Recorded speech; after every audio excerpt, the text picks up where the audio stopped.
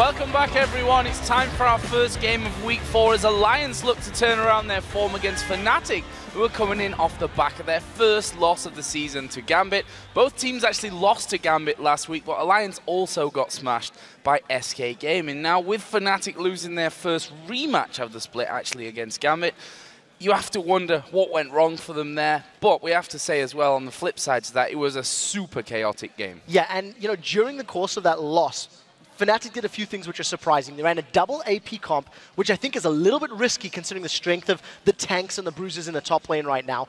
And the comp didn't pay off despite the early double kill that Fnatic were able to pick up. One of them actually going to their top lane, Gragas. I also want to highlight that Peke struggled in lane against Alex, and he didn't impact the mid game at all. I feel that it may have been a little bit of overconfidence. He picked Fizz into Zed, and there's been a lot of theory crafting about which is better at different stages, and nobody can come to a clear agreement. But I almost think that Fnatic wanted to play the Gragas, and Peke may have made a call later in picks and bans and said, hey, I can beat Zed, give me Fizz. And it didn't work out. Didn't work out for them at all. And you know, their opponents in this one, Alliance, they reverted from the improvements that they made in week 2, when they came here in week 3. They looked uncoordinated and, to be honest, a bit individually lacking when it came to their games against both Gambit and SK. Yeah, last week's games were lost before team play could even become a factor for Alliance, which is what cost him previously. Not a single member of the Alliance roster was capable of going even in lane or winning it. And in those losses, they got picked apart by Gambit's even Kha'Zix, who roamed. There was no answer to the roaming. SK Gaming led from the bottom lane. Tabs and Nif couldn't deal with it, and Svenskeren was omnipresent. There was no question that their opponents asked that Alliance had an answer for. They lost individually, they lost to rotations, and team play wasn't even a factor. And I have to say that Shook looked incapable of interrupting those ganks or helping the lanes, in particular that bottom lane that was camped heavily against them. And truthfully, he's not been particularly impressive the entire split so far. Yeah, he was arguably the most hyped player coming into the beginning of the spring split, and I think he is getting targeted very heavily during picks and bans. He hasn't been able to snowball the lanes. We've mentioned this already. 12 bans out of 24 that are targeted at Alliance are jungle bans. They are removing it from Shook, and he has not found anything that he can get into the rhythm of the game with. He was counter-ganked by Sven heavily. I felt like Svenskeren read him, and we'll see if Cyanide can do the same. Well, coming into this match, Alliance will be looking for some crazy picks as they attempt to shut down Fnatic, but for Yellowstar and his first place crew, the game plan remains exactly the same. I'm looking forward to playing Fnatic because they always pick weird stuff. They usually perform very well on all lanes, so you need to come up with something crazy to shut them down. I think now with the new team, they don't really have a weak link anymore. They still have this kind of problem of like making calls and transition into mid-game.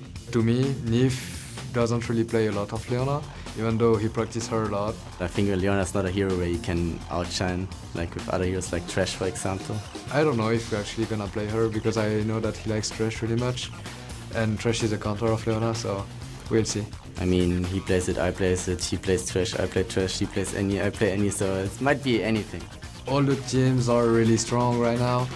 You know that every team can beat anyone, so we just play 100%, we just focus, we just give our best. To quote Nif there, I play Annie, he plays Annie, I play Thresh, he plays Thresh, I play Leona, he plays Leona. Who's going to pick what in this one? We heard also Yellowstar saying, I don't know about Leona because Thresh is a counter to it. It's a very difficult pick ban phase for both of these teams. I feel like Fnatic has a slight edge, though, because of the fact that Alliance are on red side, but we'll see how it pans out when we get there.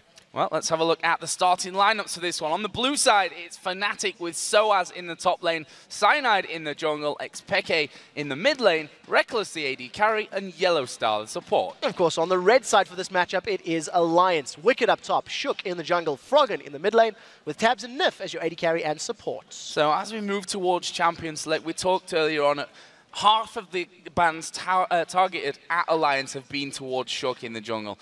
Is that going to be a continuing trend here today? My gut tells me it is. I think for this matchup, we heard both Yellowstar and Nif talking very heavily about the champion, the support bans, and I think the fact that they've been able to shut down Shook, every other team in the LCS, by banning him out, I think that that's most likely where we're going to see the bans. With the exception of Alliance being forced to ban Castellan, being on that red side and knowing Peke plays it, I think this is going to be a very interesting pick ban for these teams. Yeah, and with the fact that the support said, you know, he plays this, I play that, for 3 different champions, I wonder if they're just going to leave them all up completely, or maybe take one away and then first pick a support into this one. It could also be a first pick jungler because of how heavily the junglers have been banned out in the past. Yeah, we'll see how the actual banning phase plays out, but I've got it in my head that there's the possibility of seeing the likes of Wukong a little bit more here in EU because we're seeing more trends towards jungler bans by many of the teams. We've already seen Pantheon 6 times in the jungle this split by a number of teams. We've seen Wukong working over in NA, and it's been banned against SK. So I want to see whether or not Shook or Cyanide have picked up additional junglers to supplement the Holy Trinity that we keep talking about, the Lee Sin, the Elise, and the Vi, because they've been very heavily targeted banned. Definitely an interesting pick ban phase, this one. Not 100% sure to what to expect in this one, but we don't need to expect anything because we are going to be getting into the bans and the picks here very shortly. In fact, it looks like one of the players maybe has just dropped out of Champion Select, so we're going to restart that one. We're going to give it another go, but that gives us a little bit more time to actually think about that one because as you said, Kassadin has got to be banned out here by Alliance, which kind of makes it as though, you know, that's a ban that has to happen. So you only have 2. There's other alternatives to this one as well. Kassadin has been banned against Froggen, and you know, as a team, they could decide, let's leave it open. Maybe we've got a counter. Maybe if Kale's not banned out, we can give somebody Kassadin. We can take Kale, and we can say, wait for him to jump in. You know, have a reactive team comp, and we'll have to see how that works out. Well, you talked about Kale, and as we get into Champion Select, first ban for Fnatic will in fact be Kale, and there is the Kassadin ban over for Alliance. So we were kind of right on that one. Wukong is going to feature in this one, as you said, banned out by Fnatic this time. Annie taken away by Alliance. That's an interesting one there. Extremely importantly, we still have Thresh, Elise, and Leona available. We know Yellowstar likes to trend towards it. I don't know if Fnatic are going to ban Elise now and let Lee Sin through, maybe try first pick that. We'll see how this pans out, but as we've said so far, Yellowstar and Nif, they spoke very heavily about that Annie and the Leona matchup, and Alliance are much more afraid of Yellowstar's Annie than of any other right now. And they actually ban out Yasuo here, Fnatic, as their final ban. And that's, again, we talk about Elise because it stands here in this point as well. Do Alliance ban out Elise, or do they let it go through with a risk then? There it is, the ban. Elise taken away. I'm almost expecting... Wow, okay. So, very quickly, Yasuo has been banned 5 times against Alliance. Froggen has obviously been playing it a lot in solo queue, and I was very surprised by this LeBlanc pick because I thought the safe pick or safe option would be Lee Sin or Thresh. That way allowing yourself to be comfortable. The one thing that LeBlanc does very well, she counters basically every single assassin. Because of the mobility she's got and the silence and the immense burst at 6, she's a great counter to those all-in assassin types. Which, for me, against any other team would be okay, but this is Alliance. This is Froggen we're talking about, who plays more of those standard mid laners. Just to go back quickly, we've seen once already this season that LeBlanc has been with Xpeke. That was in their win against Millennium 6-5-6. Not incredibly impressive statistics with that one, but he gets it nonetheless this time around. On the other side, we talked about the junglers and where they're going to go. Currently hovering over that Pantheon, but to touch on the Trundle, Wicked has been going for it fairly regularly this season. Yeah, Wicked's Trundle has actually been his most impressive champion, I think. You know, he played fairly well in Shyvana back in week 2, and I think his Renekton is still pretty strong. But the performance that has impressed me the most has been on his Trundle. Pantheon is a surprising one for me because with Lee Sin being available, I would have expected Shook to have gone for that. But it's not 100% certain that it's going to be in the jungle. It has been used there 6 times, it's been mid twice. It's not exactly a champion I associate with Froggen, but to have that versatility, to have that option available, is quite nice for the side of Alliance. So, Caitlyn in there as well for Fnatic, and you know, the AD carries these days, we can see there the pick and win rates for Caitlyn on your screens. The fact is that the AD carries we're seeing Caitlyn, Jinx, Lucian pretty much exclusively. Obviously we have seen a little bit of Ezreal here and there as well, but they're basically what they're fighting over at this point. So Caitlyn in for Fnatic, now over to Alliance. I'm really intrigued to see what Froggen is actually going to bring to the table of this one. We can see that Leona has been hovered over as well, which would be very interesting if they pick Leona up right now with Thresh still on the table. If I'm honest with you, I almost anticipate Alliance to go for the Orianna pick. Froggen has tended to play safe. He seldom goes for those all-in champions. He seldom goes for the super unique picks. We've seen him playing Kayle last week to not very good success. And an Orianna would actually supplement the rest of the team. Pantheon, Trundle, and Lucian have got a lot of damage. The engage potential is very strong with them. So I'm almost expecting that from Alliance. But the one thing that Fnatic haven't revealed just yet is who they're going to go for the support. And like you said, with Thresh being available, Thresh is a very strong champion against Leona in lane. Wow. Okay, so we talked about double AP last time. We currently have Morgana and Orianna on the board for Fnatic. I don't expect it. Yellow Star hovers over a lot of champions before changing in the last seconds to this one. But will they go for that Orianna to take that away from Alliance? Because I feel like Alliance, Froggen in particular, it's Orianna, Gragas, basically, that has been his fall back to champions. But if they take the Orianna away, they've picked up Thresh here as the support, so against that Leona, and they do lock in the Orianna, so it's going to be that double AP comp again. It definitely is, and I don't know where the LeBlanc's going to go, whether that's going to be top lane or whether that's going to be in the mid lane. I almost think it's going to be LeBlanc top because I think that'll do pretty well against Trundle. Can silence him, can get in his face. The root is going to prevent Trundle from chasing you down in lane. But I'm not sure where Fnatic want to go there. This is the second time they've run double AP. They did it last week against Gambit and it didn't work. They lost that game. I really want to stress that right now. If Trundle gets far enough ahead that he can survive the burst of that LeBlanc or Orianna, I'm a little bit scared for Fnatic because if they pop some abilities on him, or if they can't prevent him getting to the back line, then Wicked could do a lot of work against this Fnatic comp right now. We should also not forget that Pantheon can go into that mid lane. We've already seen it twice this season, 6 times in the jungle, so that's not out of the question here if Alliance go for something a little bit different, but it looks like it's going to be falling back onto that old stalwart pick for Froggen with the Gragas. Alliance needed wave clear desperately. With the melee champions of Trundle, Pantheon, and Leona, if they ever get sieged upon, because there's a Caitlyn sitting there, it's going to be very difficult for them to hold onto towers. So the Ziggs or the Gragas would probably have been the best pick in that scenario. It allows them to defend. It also allows them to set up some sieges for themselves if they want to go in. So Gragas, like we've already said, it is one of the champions that Froggen has been defaulting to. It does well enough against either LeBlanc or the Orianna in lane, can farm fairly safely. So I quite like that pickup from Alliance. And I think Alliance's team comp is a little more current meta, if I can use that sort of term. Yeah, we talk about the fact that double AP was the way that Fnatic went against Gambit. It didn't work for them there. Was, however, a chaotic game that for a lot of the time could have gone either way. And we also have to say, to be fair here, that Alliance are not the same caliber as Gambit Gaming right now. No, definitely. They have simply not performed. Week 1, it was team play that cost them games. Week 2, they won their games. Week 3, they lost on their own individual mistakes. So I think for this game right now, Alliance really needs to get on the ball. Shook in particular, with his Grand Skyfalls on that Pantheon, is going to be a massive determining factor on whether or not his lanes are going to be able to keep control against Fnatic. Definitely a comp that needs a lot of team play and the right calls, which is something that they've been struggling with so far, Alliance. But you guys have heard from us, so let's check in and see what you think will come out on top here. According to the votes on lilysports.com, 90% of you have Fnatic down as the winner. 90% is a lot, but it's also hard to disagree with that one. This is first versus last place, let's not forget. 7-1 versus 2-6. It is first versus 8. It's David versus Goliath. I think every single weakness that Alliance has demonstrated over the course of the split so far, Fnatic has been praised for on how well they're doing it. So it's literally a chalk and cheese matchup here between these two. We do have a very brief pause as one of the Alliance members, I believe, has quickly just rushed off the stage for an emergency, but not serious. Yeah, I'm going to be coming back here shortly, but that gives us just a bit more time to talk about the picks in this one. And I want to touch on the LeBlanc in the top lane. Up against Trundle, do we expect lane switches to come out here from either side because of how these picks have gone down? Let's not forget that last week the Gragas got an early kill, 50 AP body slam as it was to get that one.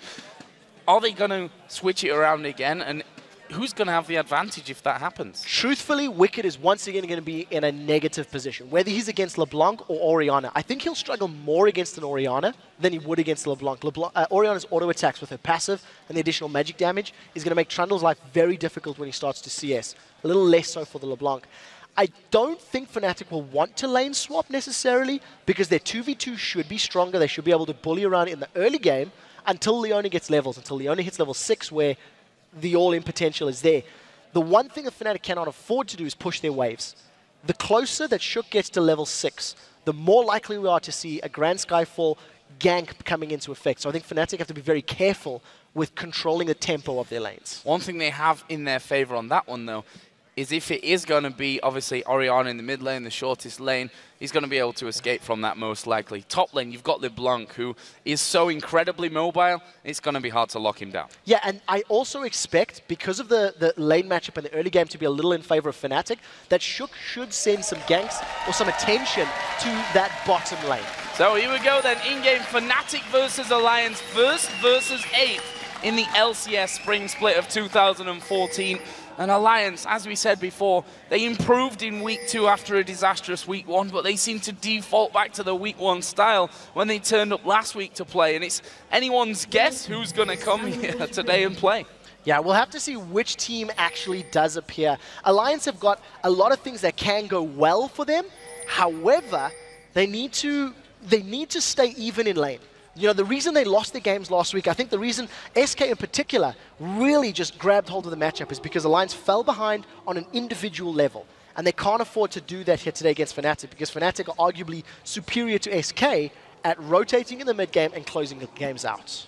So looking at level 1 here seems pretty standard. In fact, everyone in their respective positions kind of matching up here. If you look at those lines across the map. Soaz in the top lane currently waiting there. Wicked is on the same side of the map. Both AD carries and support on the bottom side with the mid laners looking at each other in the eyes in that mid lane. Even the junglers are up at the same position. So looks like we're going to have a fairly defensive level 1 as Peke catches the first barrel of the game. Points for that. Advantage Alliance. They have the effective HP lead, as it were. But I think, you know, I think it's a smart choice here for these teams to go for the standard lanes, so to speak. The fact that Fnatic have got 2 sweepers on is also very defensive. They've killed both of the wards, actually. I think Cyanide as well as Peke got some auto attacks down. So vision advantage is in favor of Fnatic right now. That's a very interesting start as well. Something that we've not really seen. For me, that just points to pure research from Fnatic's side, knowing where those wards are going to go down. And look at this, an early invade coming on. Wicked is going to spot Soaz as they go into their first damage. Coming down from this as the wards get placed in. Soaz at half HP. Wicked actually takes the cue from Cyanide, who himself is falling low. He's going to have to flash away, and Soaz is going to have to do the same here. And in the end, using his spells to escape from that, keeps his flash for a little bit later on, but that was not the start that Fnatic were looking for. Definitely not. I think Fnatic maybe overestimated their early game strength in terms of those champions, and the fact that Soaz basically face-checked the Trundle, he got auto-attacked, he got chomped, he couldn't trade evenly because his auto-attack damage had been reduced. So I think a very good play for Alliance to respond. All of their team members got nice and tightly grouped, and Fnatic a little overconfident. That was a brave invade with only 2 members. And it looks like actually could be a problem with one of the Fnatic players at this point. I see the admins were stood behind them from that. It seems actually to be Reckless, who is just left the game, and I'm sure going to be restarting in here to get himself back in and keep this one going. But you know, these kind of early problems, I mean, Reckless for me is only 17, but he's so experienced now. Obviously, he couldn't play in the LCS last year, but he played with Fnatic before that when he was even younger. So he's got the experience of this one. 4 weeks now he's been playing here on the stage in the LCS. I don't think he's a player that gets particularly phased from what we've seen. No, definitely not. I mean, when he burst into the scene at DreamHack Winter about 2 years ago, following that went to IPL 5 with the team, has spent all of last year being groomed by Fnatic. He's been to the different lands. He played competitively with the Copenhagen Wolves all year long on big stages across Europe. So this isn't going to fluster him at all. And I think more impressively, Reckless has really lived up to the hype. I think there are very few individual players who have maybe lived up to the performances you're expecting and actually outshone them. It took, I think, 4 or 5 games for Reckless to give up his first death in the LCS. And he's doing phenomenal right now as the phenom AD carry, I think we've called him a few times. And we should look at the other side of the coin to that one. Shook was massively hyped coming into the start of this season. Massively. I think that can't be underestimated. And he's not lived up to that one. And I'm wondering if that's the pressure of being so heavily hyped that's really got to him. That and the fact that every single team they've played against has said, we don't want you to play that, we don't want you to play that. This game alone, Wukong was taken away. We talked about how they may have been looking for new champions to play, and Wukong was removed, and we see Shook playing Pantheon, which is the current sort of trending junglers across both sides of the pond in the LCS. Yep, and starting off with that red buff that did come under a little bit of pressure early on. Actually, we did see him just smiting that one out. Wicked also had to recall, but he's got teleport, so he's coming straight back into this top lane where he is going to be facing up with LeBlanc. Definitely not a lane that we used to see in LeBlanc versus Trundle. No, definitely not. And I want to see how Soaz handles these first levels, where I feel the fact that he's ranged and got the ability to keep Trundle where he wants him is going to play in Soaz's favor. The one thing we haven't necessarily touched on is the immense mobility of Fnatic. You've got, you know, the distortion on Soaz, you've got Cyanide's Lee Sin that can hop, skip, and jump everywhere. Peke's got a speed up, Thresh can throw himself around. When these team fights happen, Fnatic are going to be able to kite and dodge and avoid a lot of the barrels and the culling and the Pantheon damage from his Heartseeker strike fairly efficiently. Going to be a very interesting one from this one. We've just had tabs on both of the junglers. Speaking of tabs, down in this bottom lane, that wave pushed up to his turret already. We saw Yellow Star zoning both of them out very early on in this lane matchup, and look at the CS advantage already. That's pretty huge. When you pick a Caitlyn in lane, you want to win the lane. She's got the longest range of the AD carries. With a headshot passive, you have the ability to get an HP advantage and a damage advantage very early on. In addition to that, Thresh beats Leona in the early stages as well. The fact that Yellow Star's got the sweeping lens as opposed to a ward, though, I think if Fnatic keep pushing the lane, it's going to become exponentially more risky because they don't have the amount of vision they need to protect against a Shook gank. So we'll have to see if Alliance can punish that decision. We can see that a lot of wards cleared out on this early stage of the game by Yellow Star, who went with that sweeping lens for his trinket early on. Mid lane, we should talk about that as well. Peke versus Froggen, an old classic. And, well, Orianna versus Gragas, just as classic as Wicked, actually going to go on towards Soaz here. Will take a bit of damage for his pleasure. Yeah, and that's basically the fact that LeBlanc's got range, got the root, got the silence. Wicked can't offer a whole lot, so it's really just wants to back off, and maybe he's baiting Wicked to take some more damage. You know, in the mid lane, Orianna versus Gragas, I think it is going to be a very big farm fest into level 6. At level 6, there is the potential to kill your opponent, but realistically, we're expecting Peke and Froggen to default to Season 2, farm up the lane, wait for jungle presence to help secure kills, because I don't think that Froggen is going to make a misstep or a misplay to get caught out. This bottom lane continues to trend in favor of Fnatic. 37 to 24 CS currently. Reckless and Yellow Star doing a fantastic job of controlling this lane out currently. And Reckless not really missing any CS that comes his way. Don't expect Tabs to have too many problems underneath the tower of doing exactly the same here, but you can see that Nif coming out just to assist in that CS and is actually losing a bit as he goes in on towards Yellow Star. Tabs going to get some damage off the hook, actually just flying by there. No real action, though. Yeah, pretty even trade. The Dark Passage from Yellow Star blocking some of that auto-attack damage from Tabs. And it's great to see in that intro video how Yellow Star was saying, hey, Nif doesn't really scare me with that Leona. He's playing Leona. And Nif saying, hey, well, we both play Thresh. And, you know, we talked about how important the support picks were, and they've both got very powerful champions that can make plays happen. Shook going to try to jump on Peke, but Froggen is a mile away. It's going to take some time for him to get there.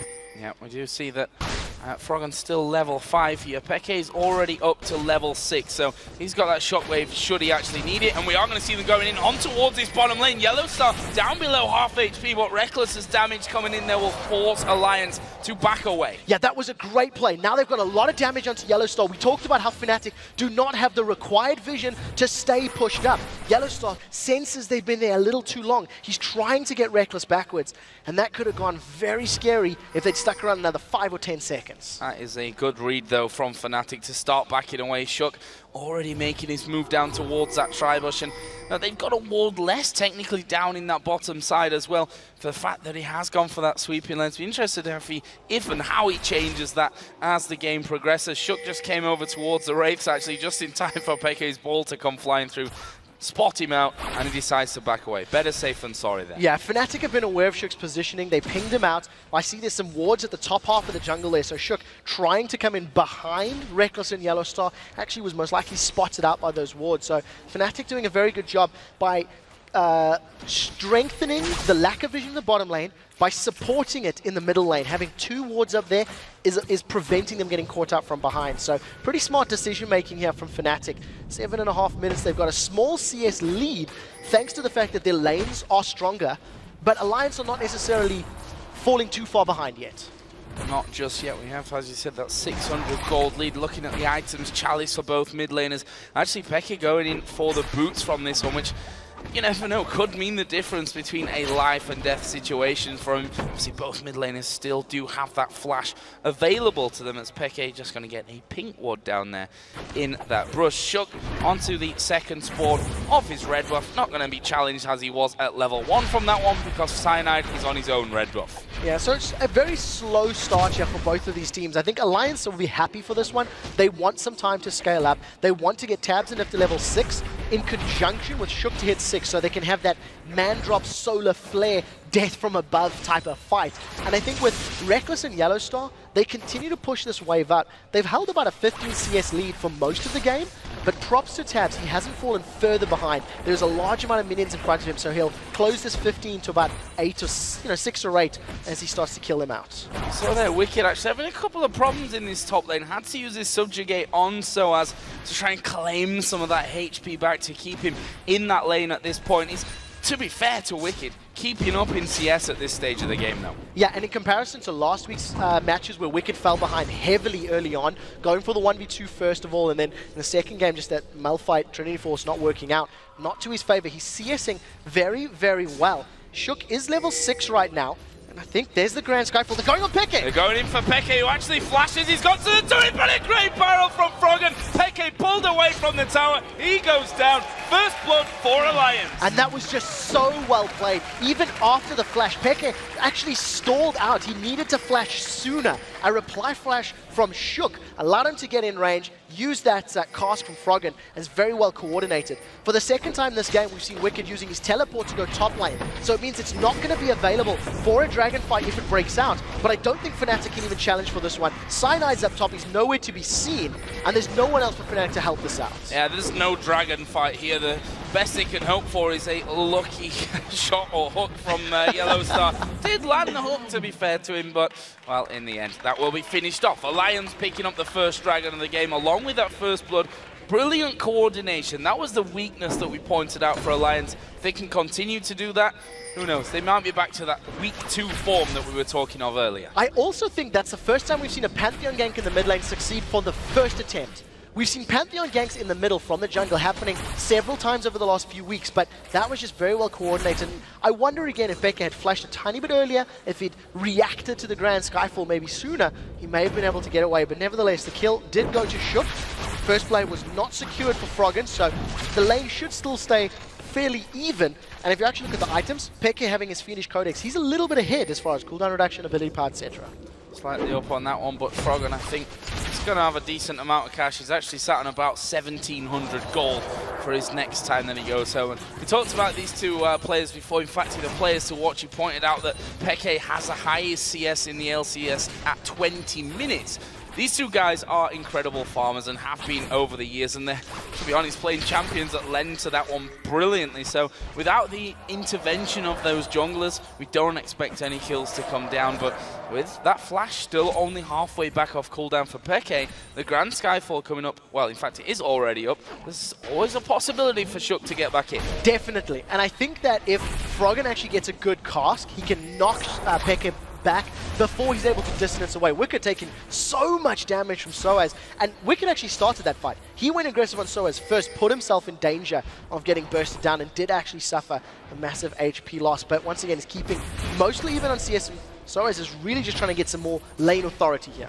And he can continue to do that now. Got that Morel and Omicron in there. Just want to make a point about trinkets here, because they did change. There's the subjugate used once again by Wicked to get himself more HP in that lane. And he'll be quite happy if he can keep up and not die in that lane at all. However, Cyanide's there. Yeah, Cyanide, if he manages to get a good kickback, don't know if they're going in. They are going in. Oh, but Wicked flashes. That was a perfectly timed flash. Has caused Cyanide to take a good few turret hits as well. split-second reaction, Cyanide almost getting in behind him. Yeah, and he manages to get away. Now Froggen is going to go in on Peke. Yeah, throws the barrel out. That's a great body slam. Shockwave comes back from Peke, who's got the damage. Another barrel will land. The Grand Skyfall is available, but will Shook risk this one? We can see that Peke is actually taking a different route here to just get away from it. In fact, he's just going to farm up wolves. So at the end of the day, they trade ultimates, but I think it's more impressive that Froggen is the one making those moves. He's jumping in first and trying to set something up. Shook has snuck himself down to this bottom lane, trying to maybe set up a kill. I don't know if you've noticed, but oh, now Cyanide's caught. Wow. That belly is slamming pretty hard. But yeah, I think you were going to touch on the fact that the Athene's Unholy Grail was finished off there by Froggen, slightly ahead on item build. Maybe why he felt, you know what, I'm stronger now, let's go for it. Yeah, it didn't work out. We actually see Shook coming in for the raid camp. One Cyanide. Wow, Cyanide forced a flash as well from this one. And this is the danger of this comp. Fnatic flashing all over the place, as we are going to see Reckless caught in a little bit of trouble. Exhaust goes down. There's the hook on towards Tabs. Everyone's low in that lane. Nif actually the healthiest amongst them. Well, here comes Gragas down to the bottom lane. Is he going to be able to get in there? No he cost. Doesn't quite have his barrel ready here for this one. He slides in. Good damage onto Yellow Star. Will flay back. Ultimate is available. And He there gets it it. is. Froggen takes down Yellow Star. Reckless takes a blast. They back off. But now Peke is coming down to this bottom lane. They've got minions, so no need to tank the turret. And Peke not going to have enough there to be picking up a kill. Just in time, Froggen manages to get that explosive cast. They get the flashes out of both Reckless and Yellow Star. They pick up a kill onto Yellow Star. And by time the culling and the solar flare is available for Alliance, they can just rinse and repeat. We talked about how once Leona gets 6, she's capable of shutting down Thresh, and it seems to work out. So is going in on Wicked. Yeah, good damage onto him as well. We can see that Spectre's Cowl actually built there by Wicked, and we've seen most Trundles going for that Blade of the Rune King at the very start of things to get that sustained, to be feeling a little bit more confident in a 1v1 scenario. But we already see how much damage Soaz can do, and maybe even more importantly, he can keep his distance from Wicked the entire time. Yeah, we've been seeing the Blade of the Rune King when it's been Trundle versus Bruisers, Yeah. when it works against champions that stack out HP. I think rushing a Spirit Visage versus an AP top is a smart decision, but Soaz has already sort of countered that by going Morella Nomicon. Once Soaz bursts Wicked down low enough, it's going to reduce the effectiveness of all of his heals, from his Spirit Visage, from his Subjugate, from the Frozen Domain is W, so Soaz has more kill potential with the itemization. I think it's smart. Cyanide's going to try set something up again. It didn't work last time though. Didn't work last time, but that's because Wicked flashed away from it. Doesn't have his flash available now. Here comes Cyanide. He missed the Q. That could have been very different if the Q would have landed. However, it's forced Wicked away nonetheless. There's going to be some decent turret damage with another wave coming in. Fnatic might be able to put some good damage down on top. Oh, Peke again taking a big blast. Here comes the Grand Skyfall. Peke not going to be caught inside it, but the air is a stun. The barrel will knock him away though. Peke out of danger. Flash for flash, and Alliance have been keeping Peke playing defensively. Yes, they've got 1 kill on him, but they haven't necessarily slowed down his farm. He is still staying as powerful as Froggen. This tower is most likely going to go down now, and Cyanide cannot really pick this fight. So advantage Alliance, they've got the first dragon, they've got the first tower, and I would say all of the ganks in this mid lane have succeeded for Shook. We asked questions, can he step up? And so far, he has. Not only that, the top lane turret didn't go down. Wicked's teleport had come off cooldown, so he got there before that turret did fall. However, Dragon's up, and Wicked won't have teleport if something happens down there. Fnatic have already got themselves in position. What I like from Wicked, though, is he's still pushing the top lane. He's trying to get some sort of advantage. Keep in mind, there's no Grand Skyfall either. So Fnatic have got all 5 members of their team there. Shook is a mile away. Alliance should just back away. Froggen should not be in range of even getting caught out, and I think they realize that as well. Fnatic even up the Dragons to go 1-1. 1-1 in Dragons. Let's have a look at that top turret though, see how Wicked's doing up there, and well, can chomp down onto that one. And to be honest, if you look at the minimap, I think Wicked will be able to have this one away, although the minions slowly but surely being taken down by that turret. It's going to be close, he's going to have to tank up a couple of hits, but he will be able to finish it off. That's 2-0 in turrets, a good reply on the Dragon take that Fnatic just took. I almost prefer the fact that Alliance got the tower. knowing that that's not there, now allows Shook to even come in from behind, from the blue buff onto Soaz. If Soaz continues to stay pushing their wave up or remains in the top half of the map, the kill potential from Wicked and Shook is going to be much greater. Plus, Froggen can sneak in a little bit more. So, very good decision making. Shook and Wicked may try to double team Soaz, and Shook is looking for an engage. No Skyfall, but look at that. Soaz going in on towards Shook and saying, you can jump at me, but actually, I've got more damage than both of you right now. So Shook decides, you know what, you're right about that one. He backs away from it. There is a dive in again from Soaz. And again, Cyanide waits, but a Wicked flash is available. Yeah, they may just want to try force Wicked back for the tower. They're going to jump on a Wicked. Well, may or may not. They're going to go in onto him. The stun actually comes down. There's the kick. Wicked does flash there, and Cyanide taking tons of turret damage. Minions are going to time out. Here comes the Grand Skyfall. He's going to put the pillar in place. They end up losing one, and I have to wonder if they can finish off Soaz here. He can. Great play by Shook, and now Soaz is wholly out of position. There's not really anyone to come in, although we did see Froggen, or didn't see Froggen take down Peke in the middle lane 1 versus 1, but Cyanide is now running for his life. He's going to try the recall, and he's going to get away with it. Yeah, he's going to make his way out, but that was a very good reaction from Shook. The fact that he's got so much damage, he jumped onto LeBlanc who had no mana, and I talked about how Froggen and Peke would most likely not get kills 1v1, but look at the damage difference. Froggen has gone for a needlessly large rod plus that blasting one. I think this is just going to be a wombo combo. Flash body slam, connected with every single barrel, and even 3 caster minions helping out. One lost barrel. That was just outplay, straight outplay by Froggen. Doing incredibly well. I'll happily stand corrected on the fact that I didn't think 1 versus 1 they were going to go at it, but you know, 2-0-1 now is Froggen, has that slightly CS lead in the lane, almost got his death cap completed. Now this bottom lane, despite that earlier kill being fairly quiet, however, Soaz is now waiting behind the turret. He can make up big ground with this LeBlanc. Yeah, and he's already got the makings of that DFG, so there's a lot of ability power, 254 to be added in. If they manage to get on tabs, it's going to be the target they want. Grand Skyfall's not available for Shook, but you can see him and Froggen trying to move down. The roaming and the rotations that Alliance have not been really stellar at seem to be a little bit improved, but they can't get caught. Yellow Star's aware of it. That was a great ward from the double golems. Yeah, they were doing a lot of pinging onto that position. There is a flash and the hook. Wow.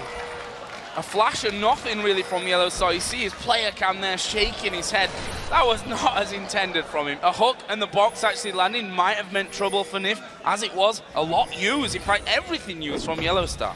That could have even been worse. I actually think if Yellow Star connected, Grand Skyfall was available, Alliance may have even been able to respond to it.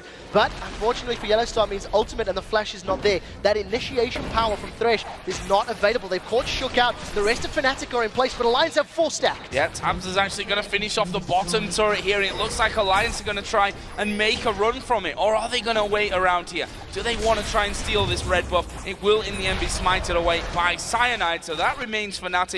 Alliance backed off, but they've picked up the final outer turret that was left standing for Fnatic. So once again, tower advantage or objective advantage is sitting with Alliance. The fact that they had 2 sweepers on their side, and I think a little bit of bravery from Alliance. They invaded, they cleared some of Fnatic's wards, and they wanted to challenge for red, but they weren't stacked up tightly enough. They had 3 members sort of dilly-dallying around red. You've seen Tabs was a little bit away, so unfortunately by the time he would have got in range, would have been in trouble. I want to point out that Tabs has already got himself a Spectre's Cowl. Against the double AP, he's gone for a defensive item first, and I think that's a very smart decision, because if he can survive some of the burst, he's going to allow himself to lifesteal back during the course of a fight with that Bloodthirster. And they've done incredibly well to get him ahead in CS again, 196 to 189. He was double the CS behind that of Reckless a little bit earlier on in this game. Wicked, well, in this top lane, he's had pressure the entire game. Cyanide spent a lot of time in there. They've been trying to get that LeBlanc rolling, but honestly, 0-1-1 for Soaz. Obviously, he is still going to be able to do a lot of damage going forward, especially once that DFG gets finished off. I'm interested to see how that all develops here. Again, the double AP comp from Fnatic, leaving, I think, a lot to be desired so far. There's a scary fact that Fnatic have to play with. The Golem doesn't get, or the Wraith doesn't get stolen away. I think if Soaz doesn't kill either Pantheon, Gragas, or Lucian instantly, I think Alliance overall have more sustained damage. LeBlanc is burst only, she needs her spells. Orianna has a lot of sustain, can constantly cost, but there'll be seconds of safety, so to speak. And, you know, Caitlyn is some good DPS, but in general, I feel like Alliance will do better in a sustained fight. So as long as they don't get burst out instantly, teamfight should actually be in favor of Alliance right now. Fnatic are trying to play the reactionary death bush that we keep seeing from them, but I'm not expecting Tabs and Nif to carry on pushing without vision.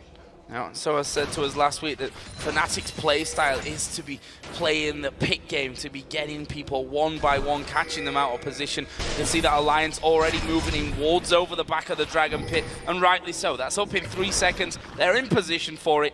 Fnatic are kind of closing in on this one, though. It could be interesting, but I think it's down too quick. Yeah, they're too slow. Alliance are going to be able to get this one before Fnatic come in. Cyanide doesn't steal it. Yeah, Cyanide is in there, has to flash away. Froggen's around the back. Cyanide here, hit by a lot of damage. Shockwave does pretty much nothing. It only pulled Nif in. The box has gone down, but they've locked them up. That's a double kill. As Soaz goes in towards Froggen, does manage to pick himself up the kill and backs away towards the bottom lane. So in the end, a 2-for-1. The jungler, the support down for Fnatic. Alliance lost their mid laner, but they got the dragon. Yeah, so Alliance once again with a great play. Wicked teleports in from the top of the fight. He was able to zone pick out completely. Reckless was a non-factor. He wasn't involved. And what I like from Alliance is they jumped over that wall instantly. They were not afraid to engage. So isn't Wicked are now just trading lanes to battle, and Wicked is even feeling brave enough to go forward, forcing Soaz to use his ultimate, mimicking that distortion and get even more distance away. Forcing him away, and he's got that Cutlass now added in. Spirit Visage obviously was finished early on, so Wicked's starting to feel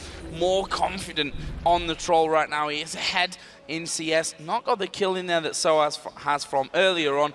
And another thing to mention, Banshee's Veil is done here by Tabs. That's going to stop one chunk of the burst from Soaz. That's going to stop Lee Sin connecting onto him with the Q. That's going to stop Peke getting the shockwave off onto him, or Yellow Star hooking him. There's so many different options that Banshee's Veil just cancels out. Yeah, I'm so happy with the itemization from Tabs. He's slowed down the damage he can deal because the rest of his team has damage. He doesn't necessarily need to be the only one, and it's allowing him to be more survivable in his team fights. The other thing is that Yellow Star rushed a Ruby Sightstone very early on from what we're used to seeing. We do see Soaz caught a little bit by Wicked. Soaz now only with 1,300 HP. He can't deal with the sustained threat that Wicked has because he knows if Soaz goes for an all-out burst, Subjugate will mitigate it. Look at Fnatic here having to defend that inner turret in the mid lane. They've caught Wicked. Could get slowed down. Actually, he's going to get changed up. Stun comes in. There's the shockwave. They're throwing everything at Wicked, but the Grand Skyfall going to come in the back. Wicked finally will fall to Reckless, but the rest of Alliance are now here.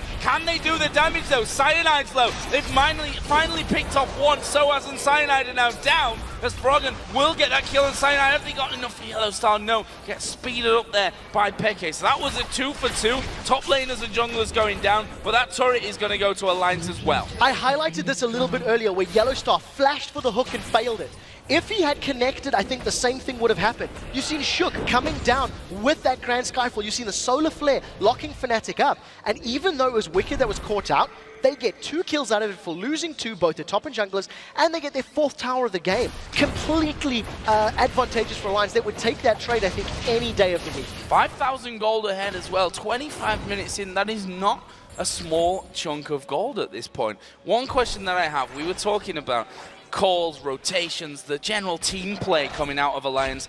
They've certainly been a lot better here, but it comes the next question when you look at they're ahead in this one by quite a margin. Can they close out games? I think they have a great composition to close the game out. Because under a siege situation, Gragas is going to deal a lot of damage on the tower. If Lucian gets in range, once he gets the Trinity Force in the next few minutes, he's also going to be able to shred towers very quickly, so the potential is great. Now, Nif is caught. He is caught from this, and I don't think he's getting away from it either. Cyanide getting in there. They're actually using a lot on him there, and now Wicked is pushing in. Soaz takes a lot of damage. Froggen coming across, and in the end, they will be able to back off a nice 1-for-0 pick for a Fnatic. And I wouldn't have expected that to happen. That was very deep into Alliance territory. Fnatic playing their vision better, I think is the word I'm looking for. They've got a ring of wards in and around Baron and going deep into Alliance's territory. So they knew they could walk up, they knew there was no one to challenge them. And I think Nif was actually just trying to ward up himself. He was just trying to go into his jungle and clear it out. Alliance have 2 sweeping lenses, and there's a lot of wards to clear out. I think they should maybe even pick up a 3rd one on Wicked, because Wicked playing the split push game, he can deny some of the vision and maybe play it a little safer as well. No pink wards, so then Fnatic do have one in their inventory here with Yellow Star, so we'll see if that one actually goes down over by Baron. Maintain control of that one. Currently Tabs is up on the top lane, just farming himself up. Is still ahead of Reckless, despite that early game disparity that he really did well to bring back. We've got 1.5 minutes until the Dragon comes into play as well from this one. Alliance have done well to control it for the last couple of spawns coming in.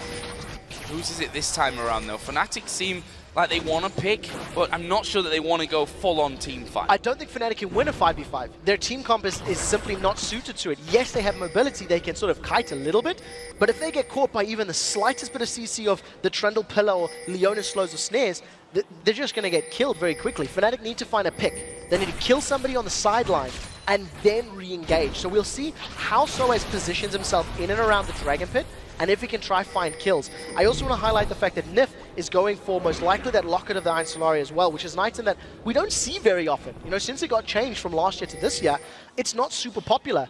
But against a burst composition of double AP, it's arguably the best item you can pick up. All of Fnatic now may get caught out by Alliance. Alliance have a little bit more vision. They're trying to find members of Fnatic, and Fnatic on the way out, they get out cleanly. Fnatic getting the zoning power in there of the Orianna as well.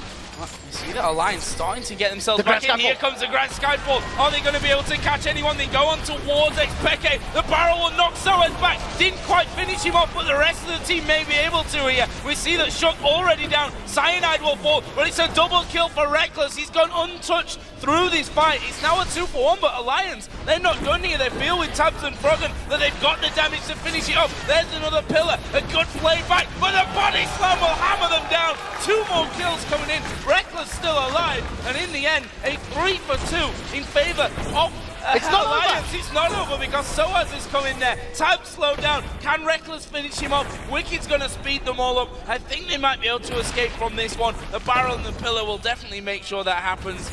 A chaotic fight there in mid lane. Very chaotic. Alliance come out a little bit ahead with that additional kill. I think they misplayed their ultimates a little bit there. The Gragas explosive cast knocked Soaz to safety without actually killing him. So he was able to come back to the fight and help defend against the tower. Crucially, neither Tabs nor Reckless were touched during the course of that fight, so they were able to just lay so much damage down. Soaz might catch Shook. We'll see if he goes in. Ooh. Also, I was thinking I might get caught out from that one. Actually has to get himself straight out of there, even using his ultimate, which obviously on a terribly short cooldown, and getting that double range for him to escape from. So, Dragon is up and available. Soaz is still on that bottom side. The bottom turret almost going down to the minions there. Tab's just saving that one as he comes in with the Lucian. But Dragon started off here for Alliance. Soaz is waiting at the back. They know he's there. There's a ward on top of him. With the exception of the box, basically every ultimate is available now for these teams. Alliance try to force that fight because of how strong they are in a 5v5 situation. They tried to go in. Gonna catch Wicked. He's gonna insta-flash. Insta-flash away from that one. He's been on his reactions in that one. I'm not going to say anything about that one as the Dragon did go down there for Alliance. And here comes the Grand Skyfall. He's going onto the top side. There's a great ulti coming out in Nif, and Xpeke destroyed at the start of that fight. That's a pick back for Alliance. Will they be able to go for any more? Are they going to start to siege a little bit further down the map, or even go Baron? Yeah, well, Explosive Cask is still available here for Froggen. If Alliance start the Baron off, they need to ensure they peel away and pick the fight when Fnatic comes to challenge. They don't have a sweeper just yet. Oh, they do use a pink, I believe. Not sure how they got rid of that ward, but nevertheless, it has been denied. You see, Fnatic, they want to try and interrupt Baron, and I think Alliance are smart not to rush Baron down. They don't want to run the risk of it being stolen or losing players to Lee Sin LeBlanc combo. Smart call by Alliance to use it as bait, but not actually commit to it, which we've seen many teams losing games for in the past. Yeah, top lane was also heavily pushed. Froggen decided to go up there and clear that one out, give him a good chunk of farm. He's probably 30 CS ahead that of Xpeke, and more importantly 416 compared to the 145 that Xpeke has been on. And to be honest, he's been hammered down so quickly in these team fights. We saw it in the last one. He could hardly blink before he went down. Yeah, and Yellowstar threw the dark passage into the team. Cyanide and Xpeke were standing next to it, basically saying who should go, who should grab it. And whoever grabbed it could potentially have gotten out, but with the single target stuns and lockup that Alliance offer, if they do catch you, if they do get a Leona or a Trundle onto you, you are most likely going to get caught out and die. And I think Alliance, once again, they are forcing these fights. They're forcing the 5v5s because their composition does better at it. And with Shook grabbing himself a Warmogs now as well, he's going to be able to survive the burst that Fnatic are putting out when he engages in those fights. You see that Nif now, with that Locket also in there, going on to the Talisman, which against a team that's got so much mobility on them is going to help so much coming into these fights. We actually already have that over on the Fnatic side, so it'll be interesting to see how Chasers really develop through that one. Interestingly, even though Alliance are ahead, they've got a 8,000 gold lead, they're up on towers, they're up on dragons, you almost feel like Alliance are forcing fights. They don't have a clear way to engage, even though, yes, Leona is just solar flare and you go in. If that doesn't catch the mobile members of Fnatic, there's nothing more that they can offer. So they're trying to force these grand Skyfalls to work for them. Whereas, when we watch Roccat play Pantheon against Fnatic, they would allow the rest of the team to engage and grand Skyfall to follow up to chase them down. So we'll see how Alliance plays these next few minutes, because I kind of feel like those fights are almost desperate, but it's a bit of a harsh word. Saw the ace in the hole coming through there, nicely blocked out by Nif. Soaz getting close, but doesn't want to risk things. Cyanide actually was forced to back away there with the safeguard as well. And we play this game continuously here. The ward coverage being battled over on the on the Baron side of the map here. There's actually one still on the corner there, but again, Alliance have weeded out quite nicely. Going to head to the Baron pit themselves. They don't have a pink ward to actually put down there, but they're fine with starting off. They have the ability to scan the pit. Fnatic are coming though. Yeah, the vision is in favor of Alliance. They've used those sweeping hits. They've got Cyanide! Oh, and that's a big burst onto him. Will they be able to keep him away though to go for the steal? Baron is down to half HP. We still see Froggen waiting at the backside. He throws in the barrel to get the kill. Grand Skyfall comes into the Baron pit itself, and there is a shockwave coming down. Didn't really do anything. Alliance are going to pick up the Baron. Yellowstar's trying to escape from this one, but Alliance are chasing them down as Peke gets stunned up. Can they chase through from this one? This is where the Talisman would have really come in handy for them. Fnatic get away, losing just the one man, but the Baron was picked up by Alliance. Alliance can carry on sieging if they want to. They know there's no shockwave available, and without having Lee Sin there, the threat of losing your AD carry to a kickback is going to be mitigated. The one thing that I think Alliance did a little bit overzealous there is Shook actually flashed over the wall to try and kill Cyanide. He had his Skyfall to go back in the pit, but a little bit of miscommunication as Froggen just blew him up with that explosive cask. And talking about Froggen, he's grabbed himself a Guardian's Angel. Alliance are going to siege there on the bottom inner turret, and Fnatic can do nothing to stop that going down. No, nothing whatsoever. The pillar came down. We've also got a Warmogs here on Shook, so it went in there for a bit of damage. He's now nice and tanky, and that's going to allow him a little bit more freedom when he jumps in there, not to get instantly popped down by them. And also got decent damage in there with his Brutalizer as well. So Alliance very much in the driving seat in this game. 13-8 up in kills. More importantly, 5-1 in turrets, and that Baron buff picked up on its last spawn. We're going to have a Dragon coming up here in a minute as well. We'll see if Fnatic are feeling any kind of confidence in terms of challenging for that one, but I think it might just be more free gold for Alliance. I think Alliance can teach a lot of teams how to play in that Baron pit. The 2 times they've gone there, they've used it as bait. Pulled out the first time. Second time, Froggen was sitting around the side, expecting Cyanide to come in from his side of the jungle, so he was zoning correctly. And if you've got vision control, you need to force the jungler away. Do not let him get in smite range, and that is exactly what Froggen did. Now with the Baron buff up, teleport available on Wicked, a 4-man alliance are trying to siege this inhibitor turret. Culling goes down, and not really to great effect, but that's 30% of the HP on the turret already taken away. Yeah, and the fact is Wicked's now coming in.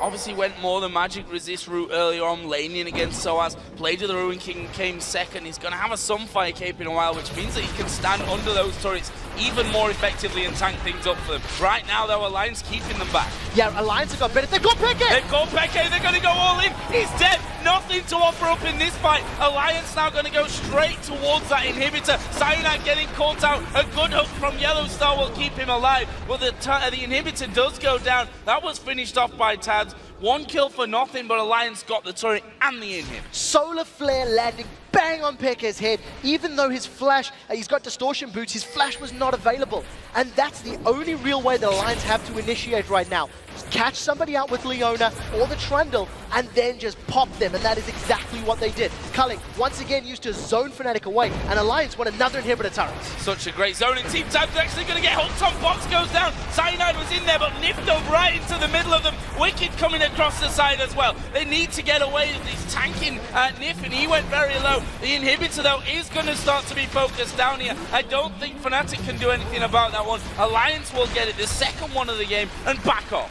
Even with Tabs getting caught by a perfect death sentence, Fnatic could not string enough damage together to pick up a kill.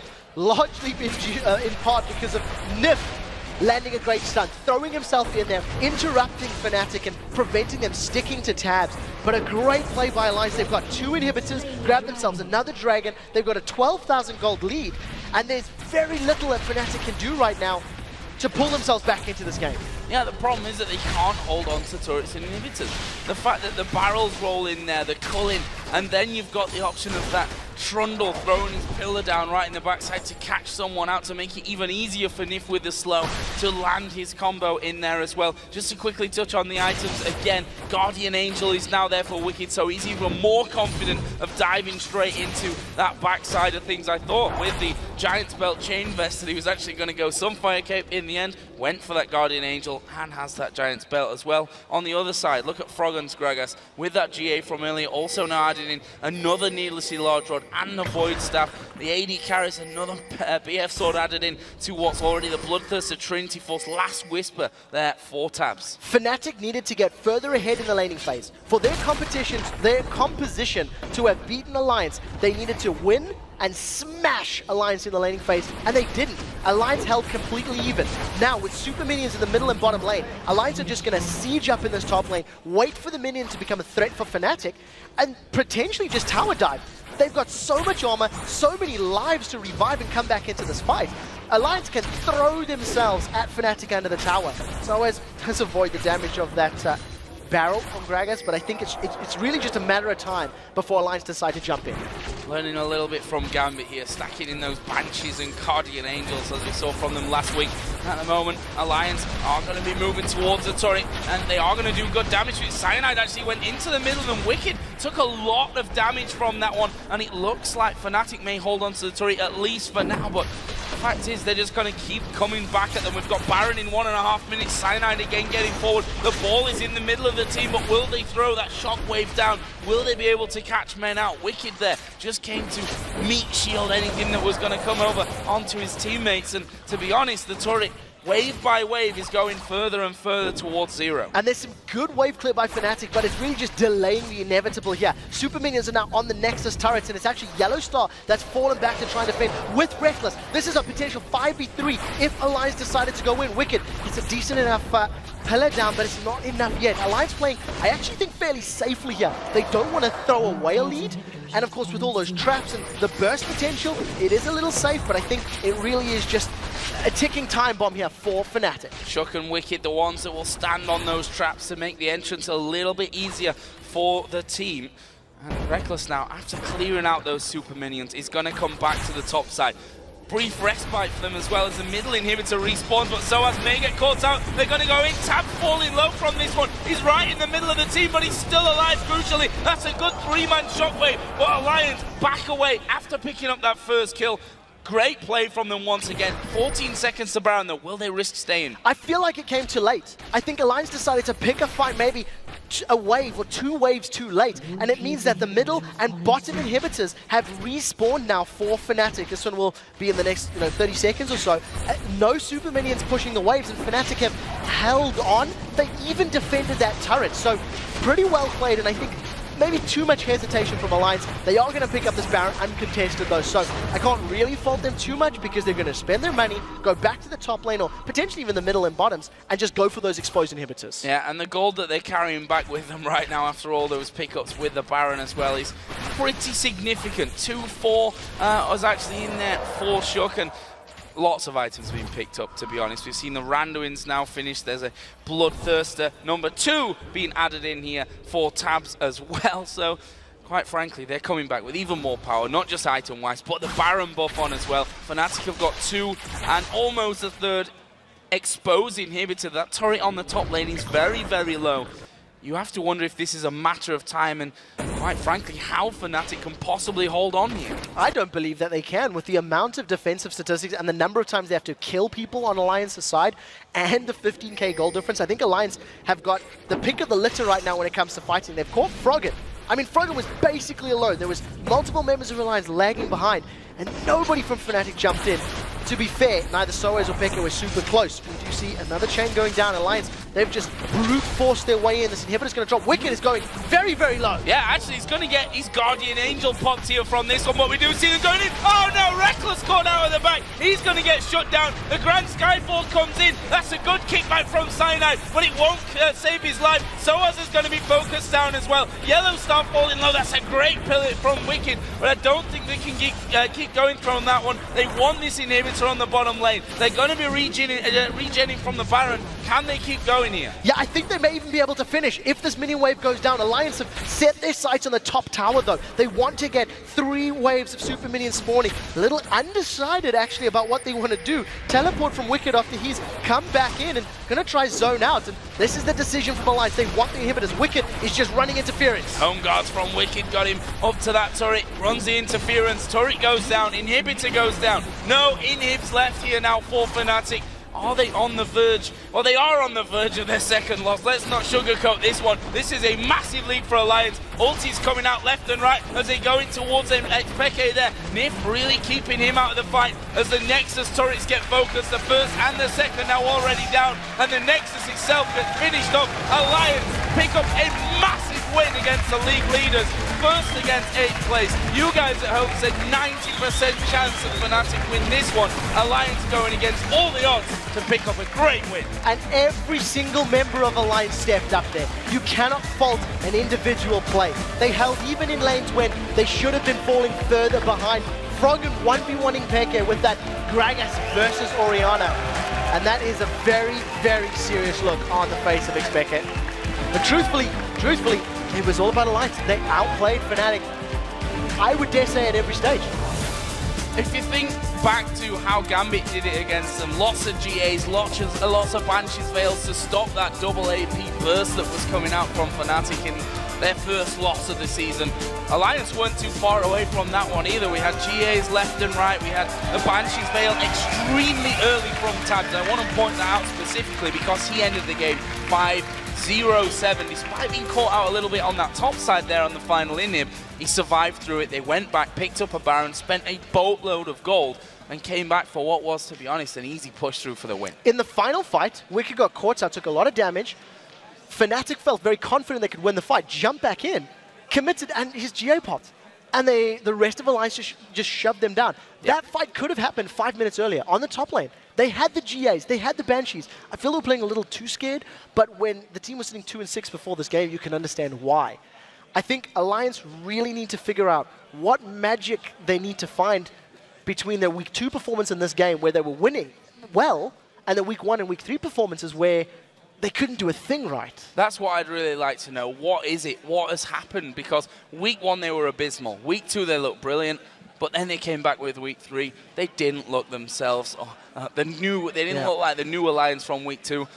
And then they come back here today and they've beaten Fnatic, who have only lost a single game, looked themselves pretty unstoppable. Even against Gambit, they still held. That was such a close game from that one that they should definitely not be ashamed from it. But I have to ask you, if you can even remember, because that was such a great game, what were your standout moments there, Quick Shot?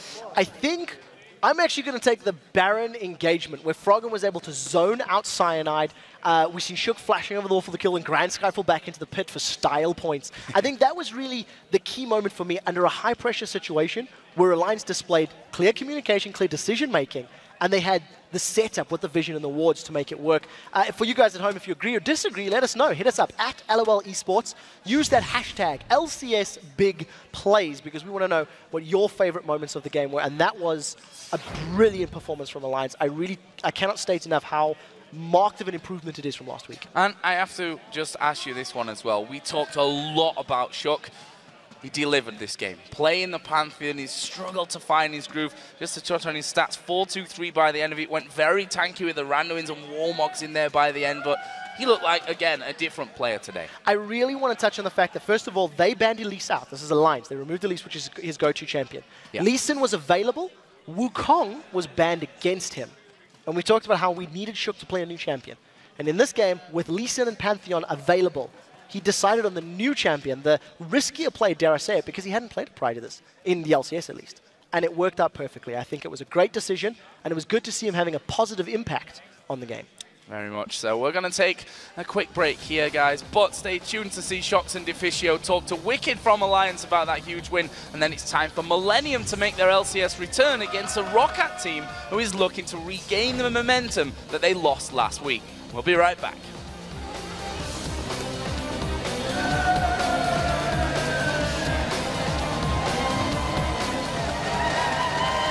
They've got the damage to finish it off. There's another pillar. A good play back, but a body slam will hammer them down. 2 more kills coming in. Reckless still alive.